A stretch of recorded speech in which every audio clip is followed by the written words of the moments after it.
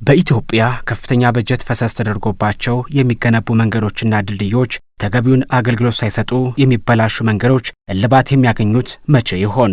በየጊዜው የመንገዶች ብልሽቶች የሚያጋጥመውስ ለምንድን ነው?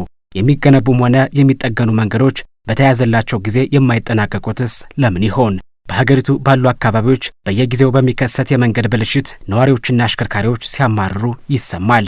ለአብነት በጅቡቲ መስመር በኩል ያለው መንገድ ከተበላሸ ረጅም ጊዜን በማስቆጠሩ የተሽከርካሪዎችን የአገልግሎት ዕድሜ ከማሳጠር ባለፈ አሽከርካሪዎችን ጭምር ለበሽታ እንዲጋለጡ እንዳደረጋቸው ከዚህ ቀደም መዘገባችን ይታወሳል። መንገዶች በጥራት አለመገንባትና በተያዘላቸው ጊዜ በቶሎ አለመጠናቀቅ ችግሩ ከቀን ቀን እንዲከፋና እንዲሰፋ አድርጎታል። በመንገዶች ብልሽት አምራቹ ማህበረሰብም ምርቱን ለገበያ እንዳያቀርብ እንቅፋት እንደሆነባቸው የህዝብ እንደራሴዎች በተለያዩ ጊዜያቶች ለፓርላማው ሲያቀርቡም ተደምጧል። ለመሆኑ በየጊዜው የሚስተዋለውን የመንገድ ብልሽትን በተመለከተ ተቆጣጣሪው አካል ጉዳዩን እንዴት ያየዋል? ከላይ ላነሳናቸው ጥያቄዎችስ ምላሹ ምንድን ነው?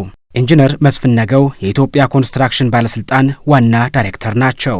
ለምሳሌ ምርጥ ተሰራና አስፓልቷን ወይም ደግሞ መንገዱን ግን ተፋሰስን ያላማከለ ያልተናበበ አካባቢውን በስፋት ያላናበበ ይሆንና ዲዛይኑ ወይም ስራው ይመጣና አለማወቅ ለምሳሌ ወደ ሐረር ስትሄድ ብዙ ጊዜ ይቆረጣል። አይተ እንደው ለምን ነው የሚቆረጠው? ብዙ ክረምቶችን ሲያይ ከስር የመሬት እንሸራተታል።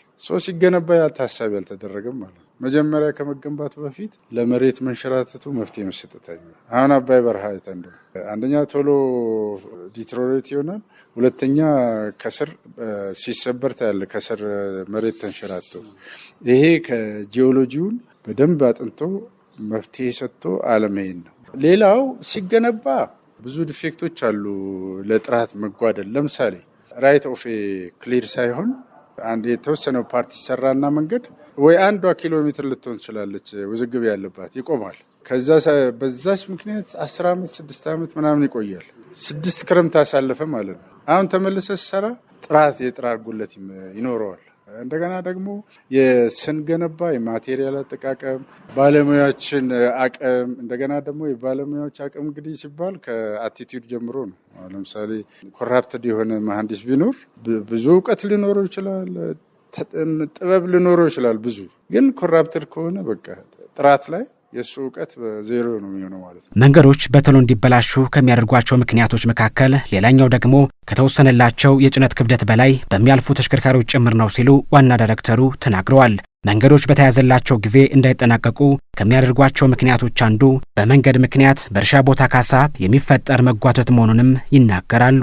በእኛ ተጨባጭ ሁኔታ የመሬትን ክሊር አድርጎ ለግንባታ በወቅቱ ያለመስጠት ነው።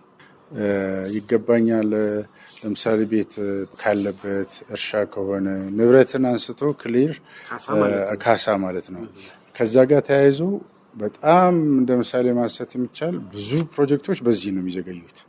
አንድ ይሄ ነው። ሁለተኛው ደግሞ እንዲህ በሆነ ቁጥር በተለይ የዓለም ፋይናንሰሩ ያቋርጣል። ጊዜ ከዘገየ አይሰጥህማ፣ ያቋርጥብሃል። ዋጋው ሚነራል ያቋርጥብሃል። የዚህን ጊዜ መንግስት ሌላ ፈንድ አፈላልጎ ነው የሚያስጨርሰው። የዚህ አይነት ኬዞች ብዙ አሉ። መንገዶች እንዳይበላሹ በየጊዜው እየተከታተልን ነው ያሉት ዋና ዳይሬክተሩ፣ ነገር ግን በክልሎች ተዘዋውረን ቁጥጥር ለማድረግ የሰው ኃይልና የማሽነሪዎች እጥረት አለብን ሲሉ ነግረውናል። ፕሮፌሰር አበበ ድንቁ በአዲስ አበባ ዩኒቨርሲቲ በሲቪል ምህንድስና ትምህርት ክፍል እያገለገሉ ይገኛሉ። ፕሮፌሰር አበበ በበኩላቸው በሀገሪቱ በየጊዜው የሚከሰተው የመንገድ ብልሽት ምክንያት ከመገንባታቸው በፊት በቂ ጥናት ስለማይደረግባቸው ነው ብለው ያምናሉ። በአብዛኛው የሜንቴናንስ በጀት የለም አብዛኛው። ስለዚህ የተገኘችዋን ትንሽ በጀት ለሁሉ ለማካፈል ሲጣጣሩ አንዱንም በአግባቡ ሳይሰራ እዚህም ልጥፍ እዛም ልጥፍ ይሆናል። አንዱ ጋር ይሰራል፣ አንዱ ጋር ይሰራል። እንደዚህ እየሆነ ነው ያለው። እንግዲህ መጀመሪያ ሪያሊቲው ይሄ ነው ማለት ነው። ከዛ እንዴት ይሁን ሲባል መንገድ ተሰርቶ በተወሰነ ጊዜ ቼክ መደረግ አለበት። በመንገድ ግንባታ ሀገራት የራሳቸው ተሞክሮች አሏቸው። መንገዶች ተገንብተው ለረጅም ዓመታት አገልግሎት እንዲሰጡ በሚል የኮንክሪት ንጣፎችን በብዛት ይጠቀማሉ። ለመሆኑ ኢትዮጵያ መንገዶቿን ሙሉ በሙሉ በኮንክሪት ለመስራት ያልቻለችው ለምን ይሆን? አቅሟስ እንዴት ነው? ፕሮፌሰር አበበ በዚህ ጉዳይ ላይ ምላሽ ሲሰጡ አሁን ላይ የኮንክሪት ግንባታዎች እየተጀመሩ ነው ብለዋል። ሆኖም ሁሉንም አካባቢዎች ለማዳረስ የጥሬ ዕቃዎች ዋጋ ውድ በመሆናቸው እንደየአካባቢው ሁለቱንም አማራጮች መጠቀም የተሻለ ነው ይላሉ። እኛ አሁን እንግዲህ ስናወዳደር የትኛው ቺፕ ነው፣ የትኛው ርካሽ ነው፣ የትኛው ጠንካራ ነው የሚለውን ከቦታ ቦታ ይለያያል። ይሄን የምልበት ምንድነው? ለምሳሌ አስፋልት ኢምፖርት ነው የምናደርገው አይደለም፣ ከውጭ ከጅቡቲ መጥቶ ከጅቡቲ 2000 ኪሎ ሜትር ላይ አስፋልትን ትራንስፖርት አድርገህ የምትሰራ ከሆነና እዛ ቦታ የተሻለ ጠጠርና ሸዋ ድንጋይ ሲሚንቶ ካለ ምንም ጥያቄ የለውም። ጠጠሩ በኮንክሪት የሚሰራው የተሻለ ዋጋም ይቀንሳል ማለት ነው። ዶላርም ትቀንሳለህ። ይሄ አንዱ ነው።